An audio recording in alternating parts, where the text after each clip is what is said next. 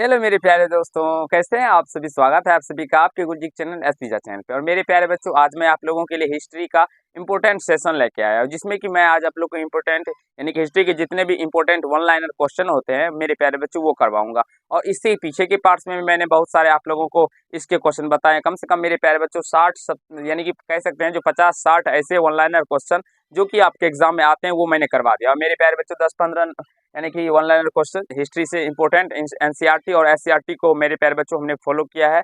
तो जिसमें कि आप लोगों को एनसीईआरटी और एससीईआरटी दोनों के एग्जांपल्स यानी कि क्वेश्चन यहाँ पे आप लोगों को देखने को मिलेंगे। हाँ, अगर आप लोग हिस्ट्री में अपना 8 सेक्शन को मजबूत करना है मेरे प्यारे बच्चों, तो बस जितना आपके गुरुजी आपको हम बताते हैं सिखाते हैं, आप लोग अगर उतना कवर कर लेते हैं तो विश्वास मानिए आपका हिस्ट्री में एक ऐसा पकड़ बन जाएगा मेरे प्यारे बच्चों, जो आप लोग मेरे प्यारे बच्चों 70+ क्वेश्चन, अगर मान लीजिए 70-70% क्वेश्चन आप लोग सही कर पाएंगे और उसे सीख पाएंगे। तो चलिए हम लोग समझते हैं जो हमें क्या समझना है और क्या से इसको यानी कि कैसे कैसे इसको याद करना होता है मेरे प्यारे बच्चों। और आप लोग को बार बार प्रैक्टिस करना होगा, तभी आप लोग का कंसेप्ट जो होता है वो क्लियर हो पाएगा। कैसे देखिए, तो महाभारत के इससे पहले मैंने बहुत सारे कंसेप्ट बताए भी हैं, तो अगर नहीं देखे तो जरूर इसको देख लीजिएगा। ठीक है, यहाँ देखिए, महाभारत के फारसी अनुवाद का शीर्षक कौन था मेरे प्यारे बच्चों। महाभारत के फारसी अनुवाद के शीर्षक तो रजनामा था। कौन सा था? रजनामा, रजमनामा, रजमनामा, रजनामा, ऐसे करके 5 बार 6 बार पढ़िएगा और 5 बार 6 बार इसको लिख लीजिएगा मेरे प्यारे बच्चों। अगर लिख लीजिएगा तो ज्यादा क्लियर होगा आप लोगों को और अच्छे तरीके से आपको बहुत दिन तक याद भी रहता है। और ऐसे कीजिएगा, जितने भी बताए हिस्ट्री का आप लोग देख सकते हैं जाके, आप लोग को प्लेलिस्ट बना हुआ है उसमें जाके देख लीजिएगा। एक दूसरा आप लोग क्या कीजिएगा मेरे प्यारे बच्चों, तो एक रंगीन यानी कि सादा पेज ले लीजिएगा, उस पर जितने बताए गए हैं उसको लिख लीजिएगा। और उसको अपने जो वहाँ पे सोते होंगे वो वहाँ दीवार पे चिपका लेने से आप और बार बार उसको देखने से भी मेरे प्यारे बच्चों बहुत याद होता है।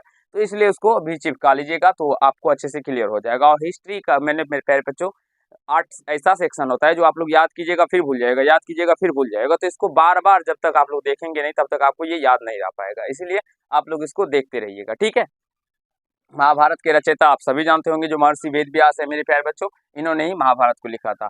अब देखिए, आर्यों का भारत आगमन, ये आर्यों जो थे मेरे प्यारे बच्चों, ये भारत जो आए थे वो कितने ईस्वी में आए थे? तो ये 1500 ईस्वी यानी ईसा पूर्व से पहले ही भारत में आए थे। और मेरे प्यारे बच्चों, यहाँ तक आप समझ गए होंगे। अब देखिए, ऋग्वैदिक आर्यों की भाषा थी, ऋग्वैदिक आर्यों की जो भाषा वो कौन सी थी भाषा? तो वो संस्कृत भाषा थी। आर्य लोग भारत आए थे मेरे प्यारे बच्चों मध्य एशिया से। आर्य आर्य जो थे वो भारत जो आए थे वो कहाँ से भारत आए थे मेरे प्यारे बच्चों? तो वो मध्य एशिया से ही भारत आए थे। शून्यवाद का प्रतिपादन किसने किया था? तो ये नागार्जुन ने किया था। गौतम बुद्ध का जन्म कहाँ पे हुआ था? लुम्बिनी में हुआ था मेरे प्यारे बच्चों। 563 ईसा पूर्व में हुआ था, लुम्बिनी नामक जगह पे हुआ था मेरे प्यारे बच्चों। तो आशा है यहाँ तक जब ये मैंने आपको कॉन्सेप्ट समझाए मेरे प्यारे बच्चों ये समझ गए होंगे। और इससे पीछे भी मैंने आप लोगों को समझाए हैं सिखाए हैं, तो नहीं देखे हैं तो जरूर ही देख लीजिएगा।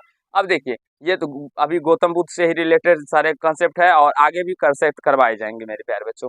बुद्ध की मृत्यु कहाँ हुई थी? तो ये कुशीनगर में हुई थी, 463 ईसा पूर्व में हुआ था मेरे प्यारे बच्चों। बुद्ध की मृत्यु की घटना कहलाती है महापरिनिर्वाण कहलाता है इसे हम लोग। और ये बार बार पूछा भी जाता है, जो बुद्ध की जो मृत्यु हुई थी इस घटना को क्या कहते हैं हम लोग? महापरिनिर्वाण कहते हैं या महाविनिष्क्रमण कहते हैं या धर्म चक्र प्रवर्तन कहते हैं। इस प्रकार से आप लोगों को एग्जाम में देखने को मिलते हैं। तो वहां पे आप लोग को याद रखना होता है, जो महापरिनिर्वाण जो होते हैं ये बुद्ध के जब मृत्यु हुई थी तो उसी घटना को हम लोग महापरिनिर्वाण कहते हैं। तो आई होप आप सभी को समझ में आया होगा। गौतम बुद्ध के प्रथम गुरु कौन थे? तो अलार कलाम जो थे मेरे प्यारे बच्चों, वो गौतम बुद्ध के प्रथम गुरु थे। बुद्ध बौद्ध द्वारा मेरे प्यारे बच्चों, बुद्ध लिखा है या बौद्ध भी समझ सकते हैं, गौतम बुद्ध भी समझ सकते हैं, एक ही बात है। जो बुद्ध द्वारा गृह त्याग की घटना को क्या कहा गया है? तो गृह त्याग जो उन्होंने 16 वर्ष में ही अपने घर को छोड़ के और मेरे प्यारे बच्चों ज्ञान की प्राप्ति करने के लिए चले गए, तो उसी गृह त्याग को मेरे प्यारे बच्चों क्या कहा गया है? महाविनिष्क्रमण कहा गया। क्या कहा गया है? महाविनिष्क्रमण कहा गया। तो आशा है आप सभी यहाँ तक समझ रहे होंगे।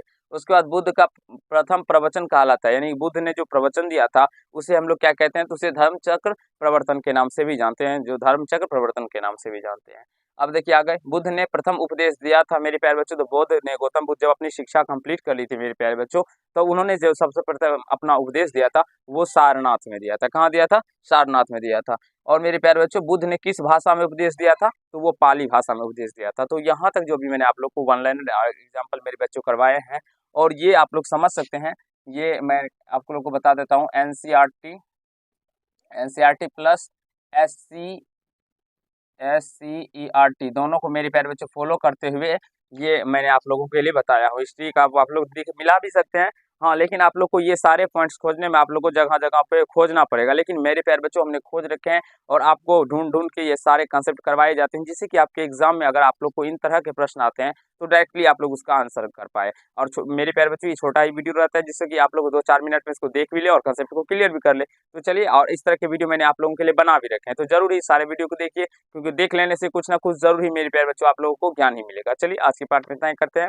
अगर आप लोग को ये पार्ट समझ में आ गया हो तो वीडियो को लाइक कर दीजिएगा, कैसा लगा ये कमेंट कीजिएगा, और यदि चैनल पर नए होंगे तो चैनल को सब्सक्राइब करके बेल आइकन को प्रेस कर लीजिएगा, जिससे मेरे हर एक वीडियो का नोटिफिकेशन आप तक पहुंचता है। धन्यवाद।